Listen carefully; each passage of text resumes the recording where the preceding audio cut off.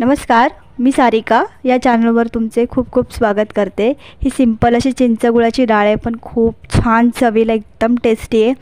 माझी पर्सनल खूप फेवरेट आहे। तर चला मग पटकन बनवायला घेऊया। व्हिडिओ आवडत असेल तर लाईक करा, चॅनल सबस्क्राईब करा। मी इथे तूर डाळ घेतली आणि ही डाळ आहे ना स्वच्छ धुतली आणि फक्त 10 मिनिटे पूर्वी भिजायला घातलेली। छान फुललेली आहे बघा, मस्त भिजली आहे। आता चांगली भिजली त्यामुळे पटकन कुकरमध्ये आपल्याला शिजवता येईल।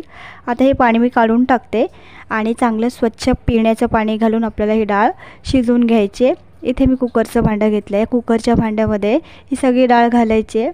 फक्त याच्यामध्ये आपलं हळद मीठच घालून ही डाळ शिजायला ठेवायची आहे। ही चिंचगुळाची डाळ आहे ना एकदम सिंपल आहे आणि बनवायला खूप सोपी आहे, पटकन सुद्धा होते आणि तेवढीच टेस्टी सुद्धा आहे। आता याच्यामध्ये थोडीशी बघा हळद घातली आहे आणि चवीपुरतं मीठ घातलं आहे। कुकरचं झाकण लावून घेते। कुकरचं झाकण असं लावायचं, त्यानंतर गॅसवर जेव्हा ठेवाल ना तेव्हा शिट्टी लावा, म्हणजे शिट्टी पटकन बसते आणि जो आतला रबर आहे ना तो खराब होत नाही पटकन। तर हे बघा डाळ मी शिजवून घेतली, चांगल्या 3 शिट्ट्या करून घेतल्या। डाळ भिजवलेली होती त्यामुळे पटकन शिजलेली आहे। हे बघा अशी मस्त पातळ शिजलेली आहे। हलकी तुम्हाला अख्खी दिसत असली तरी ती नंतर शिजेल आणि गाळ होईल। तर हे बघा मी इथे कढई ठेवून घेतलेलं आणि तेल घातलं, कॅमेरा चालून होता। तर हे बघा हरकत नाही, तेल छान तापून घ्यायचं आणि त्याच्यामध्ये आपल्याला फक्त छोटीशी फोडणी येते करायची आहे, पण ती पण मस्त होईल बघा। ह्याच्यामध्ये आता मी तेल तापलं आहे, त्याच्यामध्ये मोहरी घालते। जिरं नाही घालणार आहे, नाहीतर मग ते वरणासारखी टेस्ट येईल, म्हणून मी इथे जिरं घालणार नाही आहे। इथे 5 ते 6 लसूण पाकळ्या फक्त अशा चांगल्या चेचून घेतलेल्या आहेत, त्या घालून घेते। आणि बाजूला लगेचच आपल्याला कांदा वगैरे असं घालून घ्यायचे। त्याआधी मी इथे परतून घेते बघा चांगलं।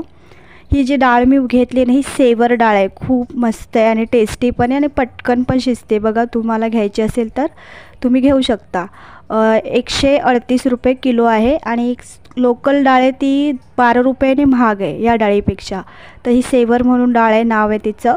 तर हे बघा खूप छान आहे। कांदा पण घातला, हलका परतवला आणि इथे बघा 1 पाव टोमॅटो, म्हणजे एक टोमॅटोमधला छोटासा तुकडा घेतला आहे। फक्त मी तो टोमॅटो घेतला, त्यातला गर घेतलेला नाही आहे। ते थोडंसं लाल तिखट घालायचं, हलकं परतून घ्यायचं, जास्त वेळ परतवायचं नाही, तो मसाला जळून जाईल। आता बघा छान परतवलं, त्याच्यामध्ये थोडीशी कोथिंबीर घातलेली आहे। या फोडणीमध्ये चांगली मिक्स करून घेतली कोथिंबीर। आता याच्यामध्ये शिजवलेली डाळ सगळी घालायची आहे।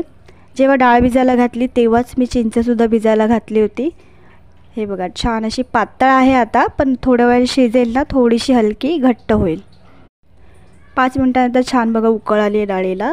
उकळ आल्यानंतर आपल्याला याच्यामध्ये भिजवलेले जे चिंच आहे सगळा पल्प आहे ना तो घालायचा, फक्त त्यातले जे धागे जर असतील चिंचेचे ते काढून टाकायचे। हलकं मिक्स करून घेते बघा आणि इथं काय करणार, मोठा गॅसवर छान उकळ काढणार आहे, नंतर गॅस मिडियम करायचा आहे। थोडीशी शेवटी आता कोथिंबीर मी घालून घेतलेली आहे।